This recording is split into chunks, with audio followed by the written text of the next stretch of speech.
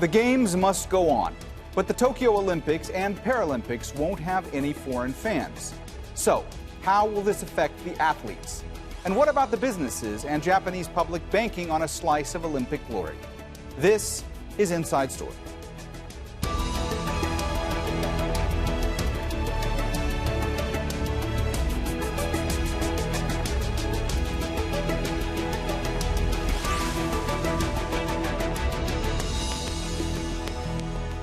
Hello and welcome to the program. I'm Mohammed Jamjoom.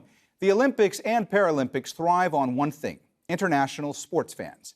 But after a year of delay, they won't be in Tokyo when the Games finally begin. Only Japanese fans will be allowed into the stadiums. Organizers say it's to prevent the spread of COVID-19 and ensure the public safety. It's a major blow to the athletes as well as the businesses and sponsors who've spent billions of dollars to be part of the greatest show on earth. David Stokes reports. For the first time in the Games' history, there will be no overseas fans in an effort to reduce the spread of coronavirus. We have to take decisions which may need sacrifice, respecting this priority of the safety of the Olympic Games. This has largely been driven by the Japanese public. Recent polls have shown a growing scepticism about holding the Games and, in particular, letting foreigners in during a global health crisis. We thought we should make a decision early because of accommodation and flight reservations. There were also requests domestically for making a decision as soon as possible. Set to cost $25 billion, the Tokyo Games are already the most expensive ever, and the absence of foreign fans will make a further dent in the budget. Tokyo's hotels, restaurants and other businesses will miss out on valuable trade, and around 1 million tickets already sold abroad now need refunding. British fan Justin Reed had tickets and flights booked, but he's looking on the bright side. If you're sat on your sofa watching it, you can record it in your own time, you can watch what you want to watch, you can flick between the two, you can go to as many events as you want. So I will, the Olympics may have lost me in person, but I definitely will still be watching. Around 4.5 million tickets have been bought domestically, but while Japanese fans are expected to be allowed in, the venues will almost certainly operate at a reduced capacity. Athletes like Lutalo Mohammed continue to train all around the world, and organisers still have the massive challenge of bringing in more than 15,000 of them for the Olympics and then the Paralympics. The next big test will be the Olympic torch relay, which is coming up on Thursday, starting in Fukushima. 10,000 runners will crisscross Japan over the next 4 months to reach the opening ceremony on July 23rd. Local crowds, just like their foreign counterparts, are being asked to stay away. David Stokes, Al Jazeera.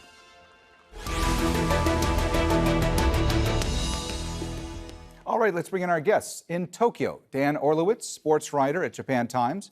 In Manchester, Lutalo Mohammed, a British Taekwondo Olympic medalist. And in Shizuoka, Seijiro Takeshita, Dean of the School of Management at the University of Shizuoka. Welcome to the program. Lutalo, let me start with you. What kind of an impact is this having on you, and what kind of an impact do you think this is going to have on the rest of the Olympic and Paralympic athletes? I mean, let's just be open and honest. It's going to be a very different Olympics from what we're used to.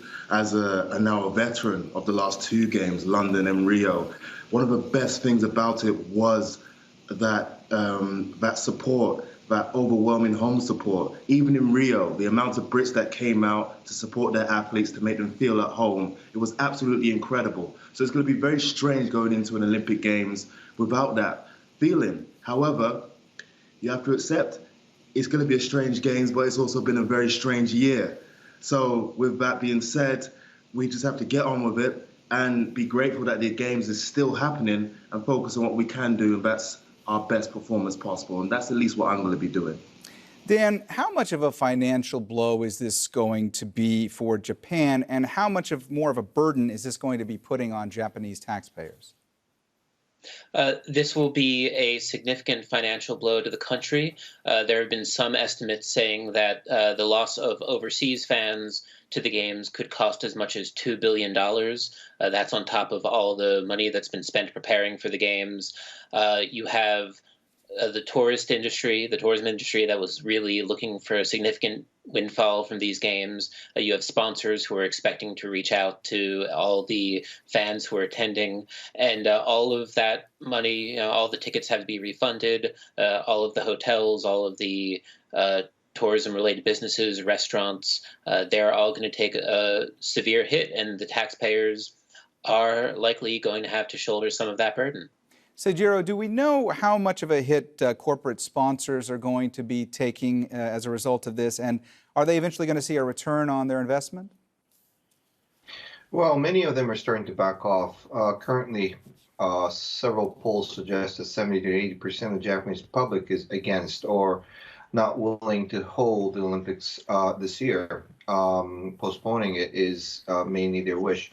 40% of corporations feel that way. In other words, 60% is still trying to have a go. But obviously, with the consensus public not being there, obviously they're going to back off. That said, the direct implication, I don't think, is as big as people claim, because 70% of revenue comes from broadcasting right and 20% comes from sponsorship, which not all of it is going to erode away. So it's not as bad as I think many people want to frame it. But I think there will be a lot more negative legacy that will come. In other words, we were trying to build a new legacy, particularly as far as inbound tourism is concerned, as the other gentleman has depicted right now. And this is going to be a very big blow for the Japanese, because we were so much looking forward to this Olympics. Okay, all Olympics are special, people might say, but this really was seen as an ignition point to rejuvenate Japan, as it did in 1964 in previous Tokyo Olympics, away from our lost 2 decades of economic stagnancy. So this is going to have a lot of blow, not only in the economic terms that you can see in the numbers, but also on the psychological side as well. Lutalo, as I understand it, Olympic and Paralympic athletes are not going to have to be vaccinated in order to enter Japan, but they will have to get COVID tests throughout the games. They will have to get a COVID test before departing to Japan and once they arrive there. What have you been told about what it's going to be like? I've been told the same as you, that there won't be any mandatory vaccine. That's the case right now anyway. And what you just said about all the COVID testing and the bubble, I mean, after the year we've just had, I'm very, very confident that the IOC and the Japanese organizing committee are going to do everything they can to make sure that this is the safest Olympics ever. I mean, that is the rationale behind not having any foreign fans in the first place. So I'm confident that that side of things is going to be okay. It's just a little bit of a shame that the atmosphere and the buzz and feeling of having all those tourists coming in to Japan is going to be gone, because in truth, it does make a big difference, not just for the Japanese fans, but for the athletes as well. Dan, the organizers say that barring international fans from attending the games, from going to Japan, that's going to make the games much safer and more secure for the participants, for the fans that are there, for the athletes. But considering what Seijiro has said, which is this polling of late, which suggests that up to 80% of the Japanese public may be against holding these games altogether, is what the organizers is saying right now, is that allaying some of the fears that people have? Absolutely. I think that if you look at the polls, the biggest reservations that the Japanese public has against the games, or in regards to the games, I should say, is holding them as planned with fans from overseas. And I think that getting rid of that component, not allowing overseas fans, will, to some extent, relax some concerns that people have. It should be noted that, of course, foreign residents of Japan will be allowed to attend the games. It isn't just a ban on foreign fans. So some countries, especially those with significant populations in the country, or in Japan, I should say, they will be represented. And I'm sure that they will have plenty of supporters in the stands when the time comes. Seijiro, I want to look a little closer at some of the things you were discussing in your previous answer and kind of focus a little bit more on the economic collateral damage of all of this. I mean, for example, How is this going to affect businesses in Japan that are counting on tourism? Well, tourism was one of the star players of the Japanese economy. This was one area where all the estimates were exceeded, particularly with the inbound boost that we were seeing, particularly throughout 2014 to 2018, just before Corona. And this would have a very positive knock-on effect to the Japanese economy because it's not only the tourism, but it's also the post-tourism. Many people would have interest in Japan and Japanese products and will buy these things after they go home. There would be an awareness of returning back again. There's a lot of what one would call a lot of fringement effect that would really cause a lot of good synergism in the economy as a whole. So tourism was becoming a very big pillar of the Japanese economic growth. And as we saw in 2019 Rugby World Cup, it was a great success. And the Japanese tend to be a very good host at these things. So obviously, 2020 Tokyo Olympics was seen as one of the very good, I should say, startup point to get into the new dimension of growth of having tourism as the major pillar of the Japanese economy. So this, from that point of view, this situation is a very big blow to the industry and related industry as a whole. Dan, I just saw you nodding along quite a bit to some of what Seijiro was saying. Did you want to jump in? Yes, I covered the Rugby World Cup for the Japan Times, and it was an incredible experience to see how warmly the country received the tens of thousands of fans who came for those 6 weeks. And looking back at that time, you really did think that this was the setup for the Olympics, and you could really start to feel the optimism among the Japanese public, especially among those who had been rather cynical towards the Olympics. So having experienced that and transitioning from that in 2019 to the COVID era and to where we've arrived at now is incredibly disappointing. That was a huge accomplishment for Japan, and the Olympics were supposed to be even bigger and better. So from that perspective, it's a huge loss. Lutalo, you mentioned a few moments ago just how different the atmosphere is going to be at these Olympics and the Paralympic Games. And I want to ask you, as an Olympic medalist, I mean, what is it going to mean to you to be in that arena with so fewer number of fans, with an atmosphere that's much different than previous Olympics? I mean, what's that going to be like for you? I mean, we're just going to have to, for me, I'm just going to have to stay focused on my job, and that's securing a gold medal for myself and obviously for Team GB. It's going to be different. You alluded to there, Japanese fans are notoriously polite and quiet compared to Western fans. So that's going to be a massive culture shock to the athletes who haven't competed in Japan before. They're going to see it's going to be very, very different without the influx of foreign fans to kind of make that noise that we normally would expect, especially in the combat sports. However, it is what it is. I'm pretty sure that when I get that gold medal and I'm on top of that podium, it's still going to feel pretty good, whether the crowd is making lots of noise or not. I'm just focused on that. And it'll definitely still be a good feeling for you. I'm pretty sure it will be. Yeah. Seijiro, let me ask you, what are some of the political consequences that could happen as a result of all this? I mean, there must be politicians in Japan that are really fearful about their political futures right now, correct? Absolutely. That's one of the reasons why they have come to this decision. I mean, if you can imagine resurgence of, the coronavirus, particularly the corona variant type that we're seeing right now. If we see resurgence of that because of the Tokyo Olympics, you can understand what kind of disastrous political implication that would cause. So obviously, I think the politicians have counted that in, and also the fact that the actual income itself is relatively secured, again, by the sponsorship and also the broadcasting rights. So I think that's one of the reasons why they have come to this conclusion. That said, the Japanese tend to be extremely conservative. We tend to have the highest level of risk avoidance. And this is another negative thing because right now, many of the Japanese, amongst OECD nations, are most skeptical towards taking measures to fight off this virus. The vaccines, in fact, 30% of the Japanese are against having vaccines because they're doubtful about the side effect and the secondary effect that they're getting all the reports about. So you can see what kind of conservatism that is swirling in the air right now. And under that kind of circumstance, I think it would be very difficult for the politicians to push this, to have the foreign,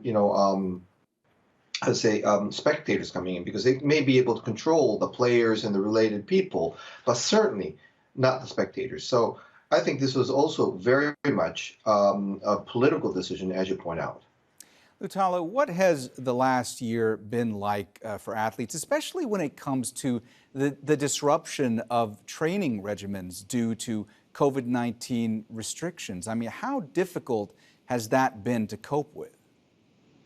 It was extremely difficult at first.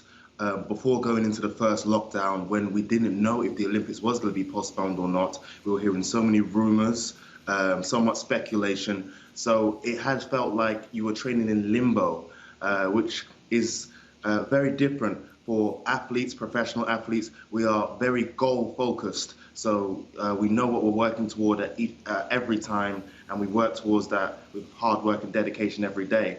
When, the goalpost feels like it's going to be moved, it was difficult to train, and also, of course, not having access to the normal facilities that we would, having to train at home and make do, and you're feeling like you're training for the biggest sporting event of our lives, what we've worked for our entire careers, and which we're training at home with no equipment. So it was very difficult at first. Very grateful now that we're in a better situation where elite athletes, most places are able to train in elite facilities. However, we're seeing a third wave going across Europe currently. I mean, I believe Italy, France, I think Canada, that's obviously not in Europe, but all across the world, we're seeing third waves potentially happening and going into lockdown once again. And the Olympics only being 4 months away, it is a concern. So I'm in a very fortunate position at GB Taekwondo where I can still train, but that's certainly not the case across the board. So I think having equal access to training facilities is going to be a massive, massive concern across the board. And one other thing is the qualification. This is the one thing that nobody's really mentioning. Most of the qualification tournaments last year were postponed or cancelled. Those qualification tournaments still have not happened for the majority of the sport. So here we are, 4 months out from the biggest sporting event of all time, and most athletes still haven't had the opportunity to qualify. Some athletes still aren't even able to train. So this is just the tip of the iceberg. There's so many more problems to solve. Qualification, training facilities, it needs to happen very, very soon. Otherwise, we're going to be in even more of a pickle than we are now. Lutalo, are you in any way concerned that the Games could be postponed again or canceled altogether? Absolutely, I am.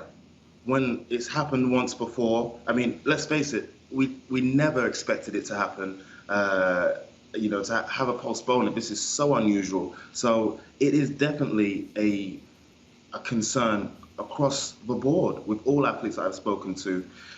And the major worry is the messages that we received from the IOC and the Japanese organizing committee is that there will not be another postponement, that if the Olympics cannot happen at the scheduled date they have now, it will be cancelled, which would be a nightmare for all athletes who have been training, a lifetime for this moment, and for all people around the world who were looking to this Olympic Games as sort of a beacon of hope that we're coming out of this pandemic, this crisis, this global crisis. So a cancelled Olympics would have so many implications, just like the other gentleman said, not just economically, but psychologically, but not just for the athletes, but for people all across the world. It would feel like a disaster if the Olympics got cancelled, but it's a reality that that could actually happen, and it's very sad for me to say that.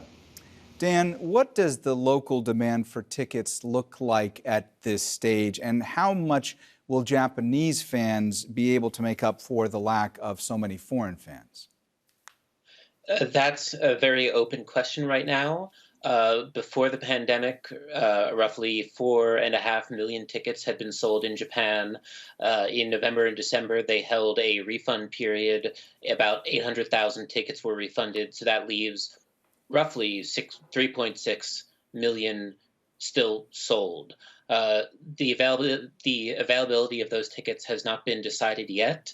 There are local reports that venues could be capped at 50% of available capacity to allow for physical distancing, and that would quite severely reduce the number of tickets sold. And I've even read reports that they could have a second lottery, a re-lottery, if you will, to determine who among the ticket holders would get to keep their tickets.